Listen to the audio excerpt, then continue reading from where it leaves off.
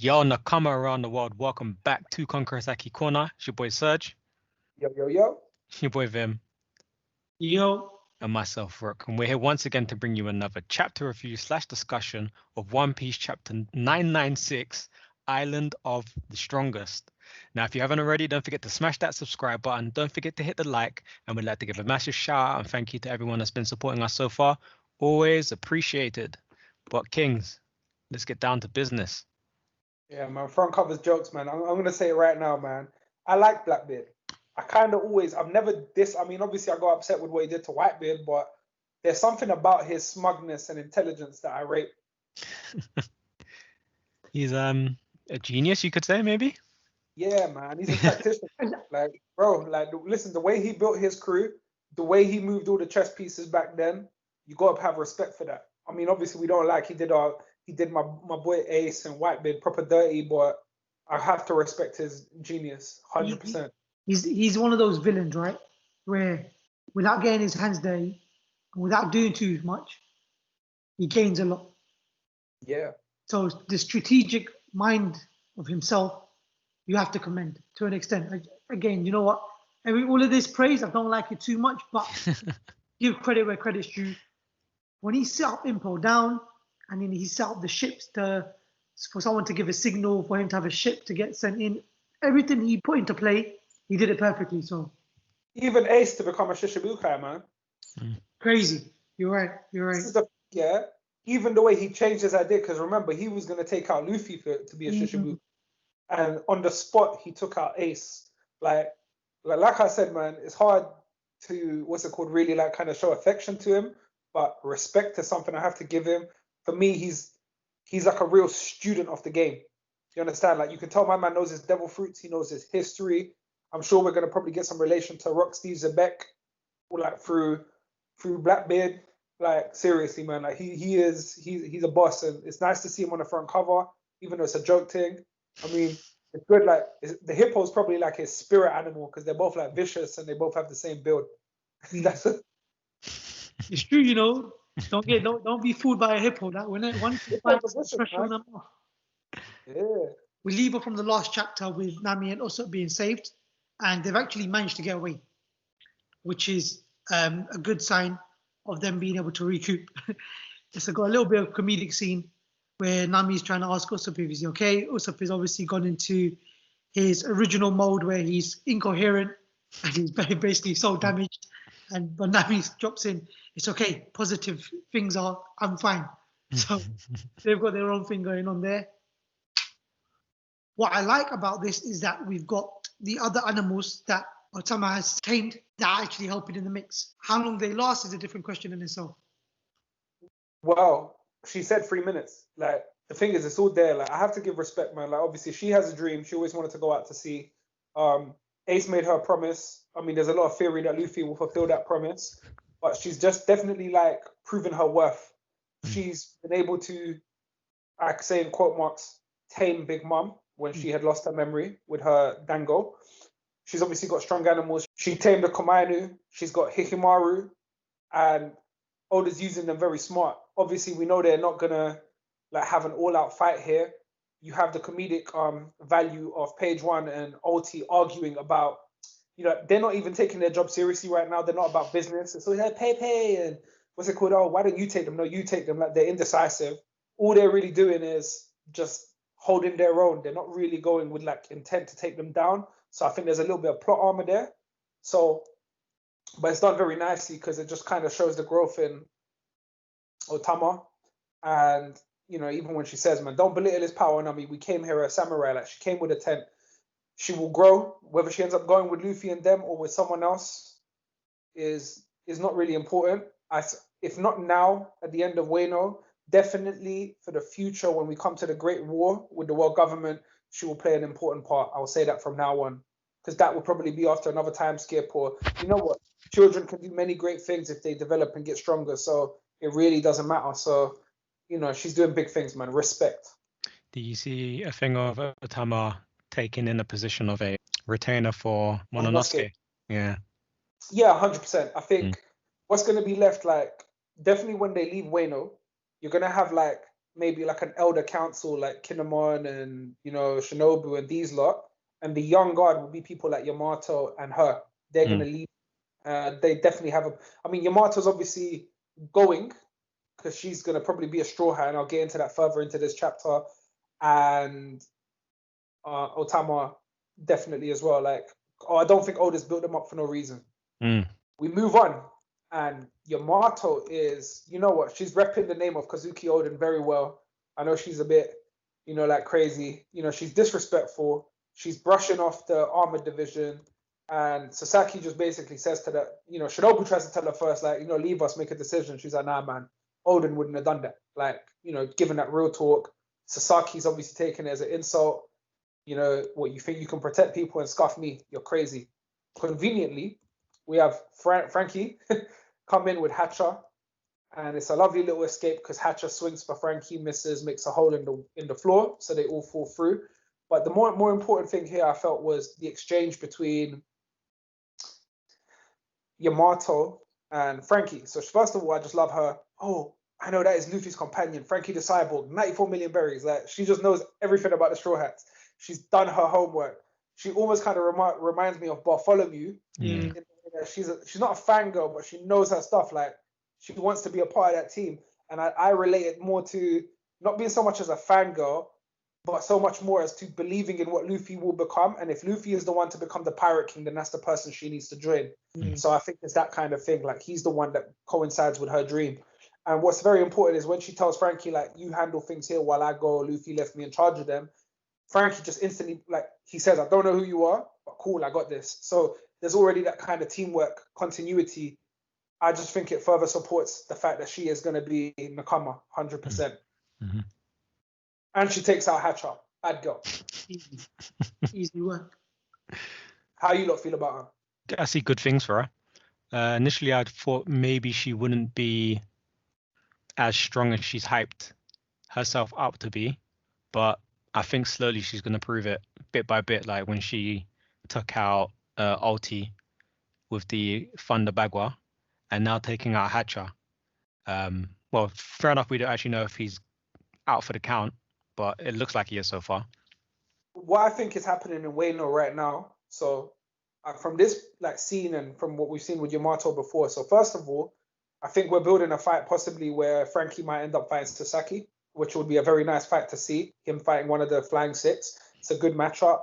It's a strong opponent for him to fight. But one thing, like we've talked about it before, where obviously there is the whole concept of, for the purpose of the future and to compete with Yonko, all the Straw Hats have to level up. It's kind of like NS Lobby. It's not enough for Luffy to just keep getting stronger. Everyone has to pull their weight.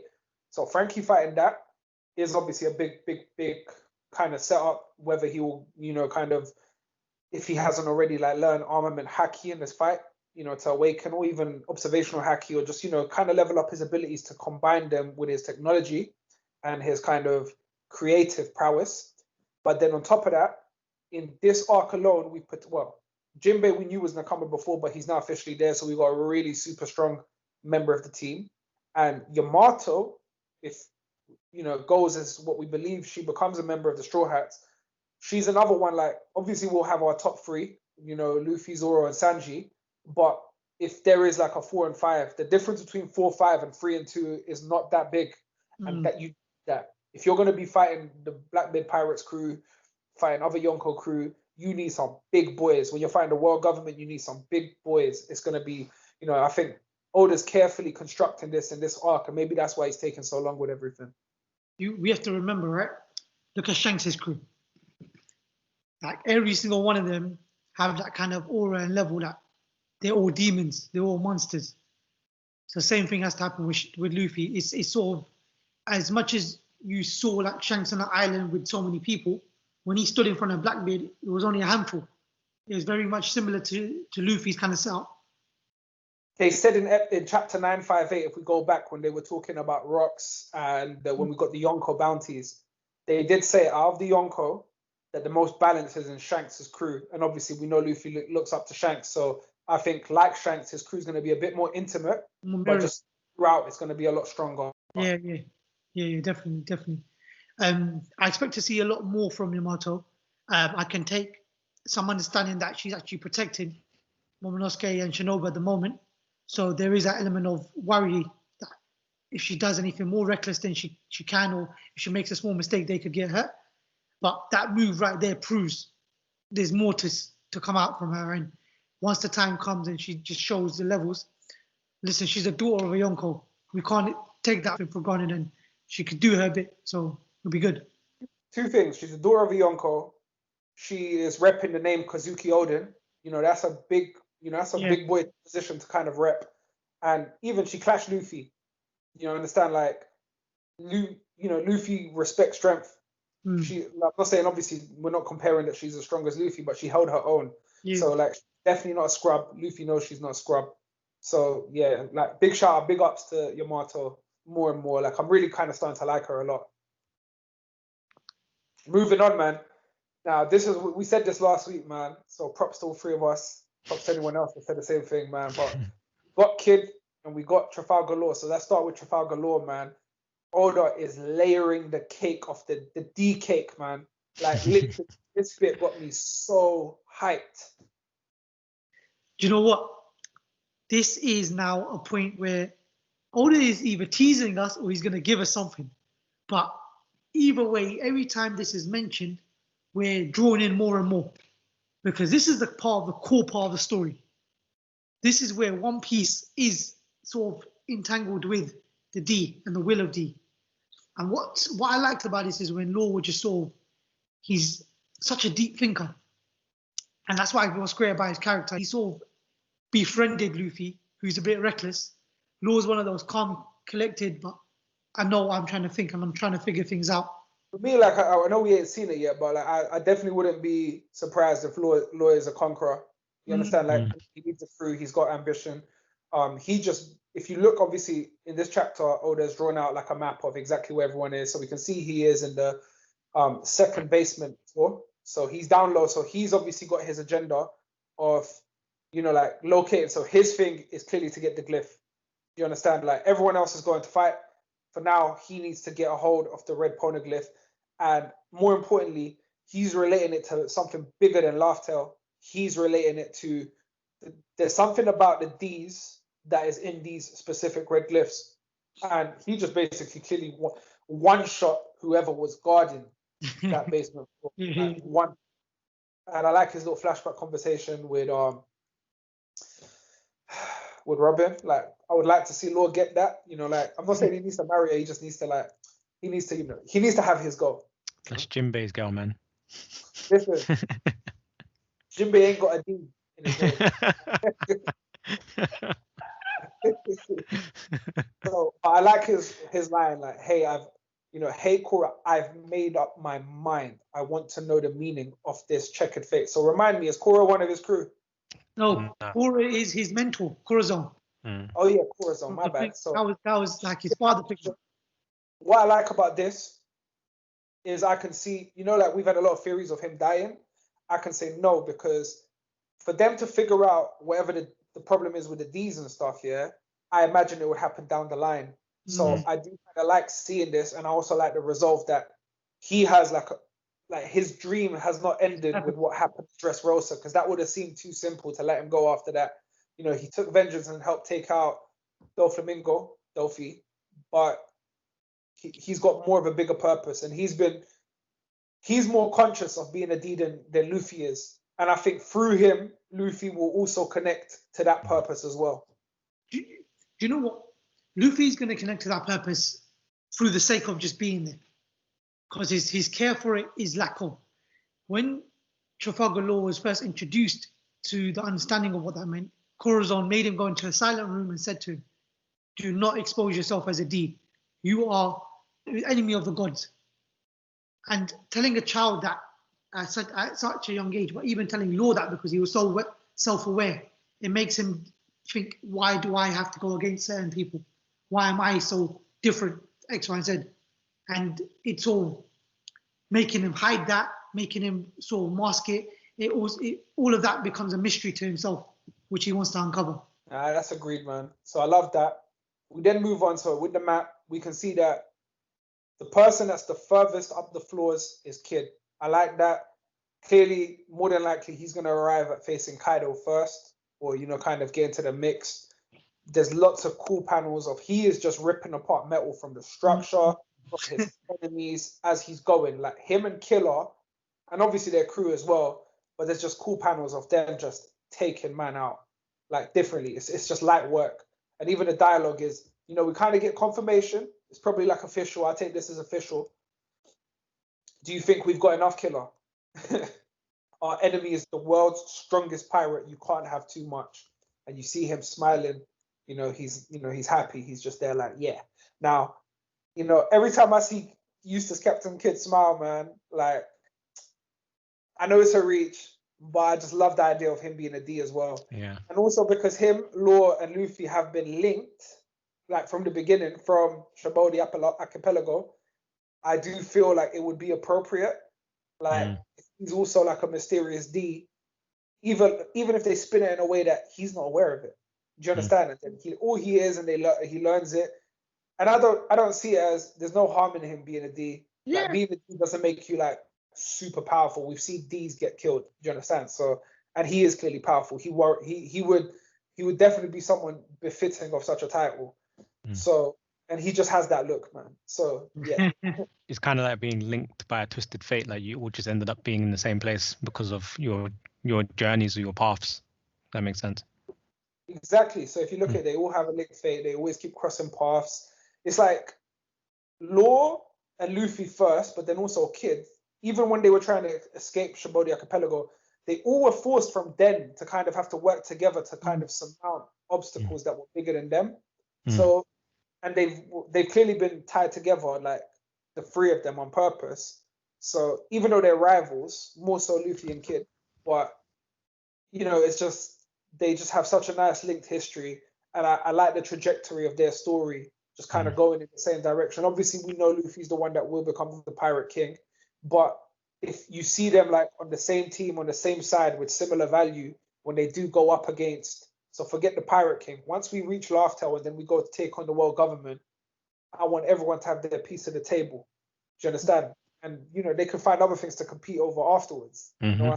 So it's cool. So clearly, we can see that Kaido, as we said, everyone said it, he off-screened the Akazaya 9, like, which I like. I didn't really want to see him, but I like the fact that he did it with such ease. Like every hit, if you look at the panels in detail, it looks like there's that kind of black lightning. Like you can see that he's someone with just crazy haki. He's just one shot all of them. You just see them all defeated, man. It's absolutely crazy. And I think Oda just kind of threw it in there to kind of build up the hype and just show the levels, because he's dumbed down Big Mom, but always kind of shown her level of power. I think it's only appropriate that once we've labeled someone the strongest pirate in the world, that he takes out people like the Akazaya 9 with ease. That's what should happen. What I want to talk about, and we had to talk about this in the week because me and Vimmel had to have our little words about this. Yeah, from last. I had to phone brother Vimmel, and we see that we've got on the performance floor, we've got Big Mom is just shooting upwards, and she says, "Don't worry, I'm only interested in going up top where Kaido is." Yeah, like so she's totally bypassed Zoro, Apu, X-Drake, Chopper. You see a panel of Chopper, he's half gone demon, so I'm expecting very soon, like next episode, if not the episode after that, I feel that we're gonna see Marco the Phoenix do what he's basically there to do.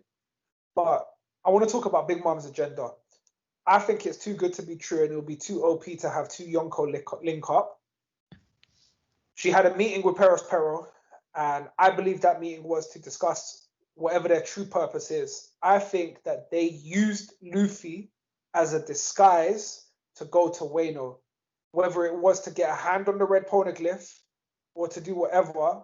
She sold it as, yeah, I'm here to take out Luffy. I'm not having it, Kaido. Formed this fake alliance, and I see her backstabbing him or scuffing him very soon, which would be good plot armor for everyone else. It would buy time for everyone to get to the top floor, and also it would just kind of balance it out so that it's not too much. Also, remember, we've seen Perospero, but remember, he was with the rest of the crew. Where is the rest of the crew? They wouldn't have abandoned Big Mom, so clearly wherever they are, they're in hiding. They're waiting for their signal to do what they're here to do, and I think that will also add some balance if they also turn on the Beast Pirates and have to like kind of take out some of them before they leave eventually. Like obviously, Big Mom is going to get taken out. I think what will happen is, and this is what I will say, I don't see her getting taken out in terms of physically in a battle. I see her fighting Kaido to a stalemate. And once her team have done what they were supposed to do and have taken like a scaling of the red poneglyph, she'll cut out herself. Mm-hmm. Yeah, I agree. I think the rest of the crew are definitely on the way to find a red poneglyph and do that in the background. Big Mom will do whatever she wants at that point where, in terms of fighting Kaido, whether she wants to continue that fight, whether she wants to stop it, it will be in her favor regardless. The one thing is she won't shy away if the fight gets serious, because she still has her own pride that she wants to deal with. Yeah. But what will happen is she'll fight, they'll have their scuffle, but like you just said, perfect plot armor, but perfect timing for Luffy and Kid to arrive. And then it's sort of, oh, do I stay or do I just leave you to these scrubs? I can't be bothered. I got what I want. With what you're saying, I could see a scenario where Kid arrives and starts with Kaido first, and Luffy has to start with Big Mom. And then somehow in her fight with Luffy, there'll be some kind of teamwork that maybe knocks her off this, like Onigashima. And she won't be in the picture anymore. Like, obviously, no one's going to beat her. That she's probably going to be in the Elbaf storyline. But definitely, I can see them arriving there and maybe arriving at the same time, to deal with both these Yonko. Yeah. And there's a lot of people to come, so definitely. But yeah, even just the way Oda's drawn her, she told Marco last chapter she ain't got time to waste with him. And just to her wording, don't worry, I'm only interested in going up to where Kaido is. Like, why is she? She's got no personal strife with Akazaya 9. Like, her wanting to be where Kaido is considering everything's gone, to chaos. It's like it's her perfect opportunity to turn her back on Kaido now. Yeah. That's how I see it. Because I don't look at the Akazaya 9 as a factor for her. Yeah. To her, she probably thinks she'll probably eat them. Like it's not even a thing. So, if anything, I think we might see a panel very soon where that Akazaya 9 maybe are about to die, because Kaido is a killer, and she will be the plot armor to save them first. Because she'll get up there and, she'll go for Kaido, 100%. Yeah. The way she's looking at it, she's going to fight him. That's how it comes across to me. Yeah. And then we obviously catch up with the Straw Hat Pirates, the body that's with Luffy. We've got Jinbei, we've got Sanji. They're in the middle of the second floor. They're taking people out. They're basically going along their way. They're eager to get to Kinemon as well. And Sanji's next level observational haki, he can hear something. I'm going to quote it before we address it. Eek. So he says, "Can't you hear it from the third floor?" Closes his eyes, goes into his Zen mode. Stomp, trump, stomp, trump. Come, my dear. That's it. I don't know who laughs at that. If anyone knows, please let us know in the comment below. But my lord, mustn't. It would be so naughty. And that sounds a little bit dirty as well. And you can see that he's got that, that shocked look on his face, man. Like I don't want to use the word quite traumatized, but he's in that direction. What is going on? Hit me. Now, there's a couple of scenarios, and I'm just going to throw it out there because we don't know. Firstly, let's address the laugh. I did try and do some due diligence. Unfortunately, there is no information on that laugh. The one thing about what we know about Oda is every character that laughs has a distinctive laugh. Each to their own. And that's how he specifically makes each character. Now, let's talk about Sanji. He spent 2 years on a comeback island with the Akamas. That traumatized the hell out of him. Any thoughts of that process, anything to do with them, anything related to them, his back turns up and he hates that. Is it Akama that he hears? And he's now thinking, oh my God, I hear an Akama. Is it a voice that he's familiar with from an Akama? On the other flip side, is it a female he hears and he's getting happy that a female was there? That's you know they're happy, my friend. There you go. That's fine. And that's the flip side on that point. Now, if it is a Nakama, right? Another reach or another level, is it anything to do with Queen? As Queen's a Nakama and he sings.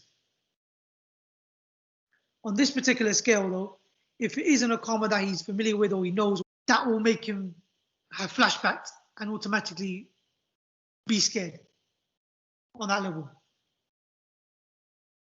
Because he was getting beaten up in that island. He wasn't exactly winning until he started to fly and skywalk because he kept running. But he kept running because he was getting beaten up. He couldn't handle it. Well, no, I think he was running because they kept trying to obviously man. Yeah. I wouldn't say he was getting beaten up. I think obviously he clearly got beats when he was training and stuff. Yeah. It feels like I wouldn't say beaten up. I say he definitely was getting roughed up. Yeah. He wasn't off the level where he can he's not a guy that would allow someone to touch him inappropriately. But I don't think he was on the level where he can stop people from touching him inappropriately. Yeah, he couldn't do that. He couldn't do that. Do you reckon this might have something to do with Black Maria? I remember when he went to the wherever she was running, he had a similar kind of meeting with whatever it was, but they didn't show what it was. And he said, "Why would you have that there?" or something like that. See, I went back to read that, right? But when I read it, from my understanding, that it was empty. There was no one there. Okay. And then there was no one there because everyone had run because of the war was about to start. But I could be wrong. And I did think of that initially when you say that. When I first saw this, I thought maybe it was what he saw in the room. Here's one more reach. Something to do with German. The only reason there's a reach on that is because that's another trauma he has. And I'm not saying that what we've heard is something related, but it's something that he always, with Sanji and trauma, it's anything that has hit him when he was younger or when he was, it makes him shock, goes into shock. So that's the only, but again, that's a bit more of a reach than Nakama. Well, it's kind of like lining up, obviously right now we're kind of lining up who the battles are going to be between, right? So it could be a way to kind of separate him from the main body of the crew. Because already we've managed to separate Zoro. Do you understand? Zoro is down at the bottom. I imagine somewhere along the line he's going to run into King. Maybe this is a way for Sanji to run into Queen. Yeah. The only reason my counter to that my own argument there is Queen is still, from what we've seen, on the main body of the floor. So he's still around where the plague bullets are and stuff like that. We haven't seen him depart from that scene, so it makes no sense for him to be where I thought Queen was higher at the top. Nah, he's standing on a balcony in front of them, if you know what I'm saying. So that's. Remember, he did knock down Luffy and Zoro, and then Luffy pulled himself back up to a floor, but I don't know which floor. Well, middle of the third floor, but I don't know if that was higher than where Queen was. It's kind of unclear as to where. I think we're definitely heating up. I think, like I said, from this chapter, so overlooking the whole thing, we've specifically seen where people are. Another thing we didn't say, I might have to add right now, going along with the theory I'm trying to concoct of the Big Mom pirates going after the glyph, in that way do they run into Trafalgar Law first? Could it be a thing where they find a glyph and Law manipulates and gets a copy from them? Do you understand? They do the hard work, because he's obviously found a glyph that isn't a road poneglyph. So are they where the road poneglyph is, and he's gonna? Because remember, he's got the ideal technique where room shambles, I'll extort the thieves kind of thing, or he just has to do enough to just get a scaling off it or whatever. It seems like Frankie's going to be fighting Sasaki, at least for the foreseeable future. That could be a fight. We can see Yamato's moving on. We see that Chopper is in trouble, so we can expect Marco the Phoenix to come. Still questions as to whether the other remnants of the Whitebeard pirates will come to help. The way this has been painted out, it doesn't seem like help is coming just yet. So, if at all. So it will be very interesting if it does. I feel like we're still very early into the war. And it's always difficult because it goes back to the Marineford War, right? When I experienced the Marineford War, I was quite lucky because they had all been completed, so I had a marathon to watch. In this particular context, we don't have a marathon. We've got piece by piece by piece. So it's quite difficult to really visualize how much it's going to grow or where we are. Because Marathon War, if we really took another look at it, it was quite slow. Put it into that element. But as a whole cake, it was nice to watch. So I guess the question is, where do we go next? What do we see? Because now we predicted, like last week, we were going to see everyone in the map. Is he going to start showing you specific fights and then now going from round 1 onwards? I think so. I'm gonna go and I'm gonna go out and say that we're gonna go back to the main floor. We're gonna see like a kind of conclusion to what's going on with the plague bullets. Okay. There's Chopper's on his way. I think Marco the Phoenix gets involved. We may get another brief encounter to see what's going on with the Kazaya 9 because we just kind of glazed over it. Like what I'm saying is Big Mom might arrive at the top by the end of the chapter or something, and they'll be like, it'll be perfect to end the chapter on a spin like where, oh, Kaido, what are we up to kind of thing, like setting up something for the following chapter. And I think we just might see people glaze for another few floors. We haven't seen King in a while, so I expect to see King next chapter and maybe some of the other Flying Six that we haven't seen. Because if we go back to the main floor, which I do believe that's a place we're going to go to, there's no one there that's going to trouble Zoro and X Drake right now. So there has to be some kind of way to separate them. So when Marco the Phoenix comes and shows that he can deal with the bullets, that leaves room for X Drake and Zoro to continue along their paths. Because Zoro needs to go where Luffy is as well. He needs to go back his captain. He is the first mate. So it'll be very, very interesting. Do you guys reckon we'll see any of the Kurozumi anytime soon or at all? Well, by Kurozumi, the only one I think we might see is Orochi and what's my man's name? Kanjuro. Orochi and Kanjuro, I think we might find out that they were clones. I don't see it happening yet. I think it's too soon. The kind of character that Orochi is, there's way too many strong people for him to get in that mix. So for him, it's much more suitable for him to hide and for people to think he's dead than a non-factor. Because there's like, for him to make moves, there's no moves for him to make. He's a snake, man. Like, he'll just get beheaded again and again and again. Like, there's way too many strong people. He's lost his whole army. No one's going to listen to him out of fear because Kaido, they're more likely to follow Kaido. So I will go as far as saying I don't think Orochi comes back into the picture till somewhere during the like latter part of the fight with Kaido. So like to where we're getting closer to the end of Wano, or even as a reach, it could be a thing of after they've wiped out Kaido, after everyone's about to move on, he comes out and tries to do something, and then Momonosuke does something to deal with him and the Akazaya 9. That could be like a form of glory for the Akazaya 9. Do you understand? For them to deal with Kanjuro and Orochi, because clearly they've just been taken out. But let us know what you guys think down in the comment section below. Let us know your thoughts on what's going to happen in the next chapter, what your predictions are. And if you haven't already, don't forget to hit the subscribe button. Don't forget to hit the like button. Don't forget to share the video. The more you share, the more we grow. But from Konkurosaki Corner, it is a peace out.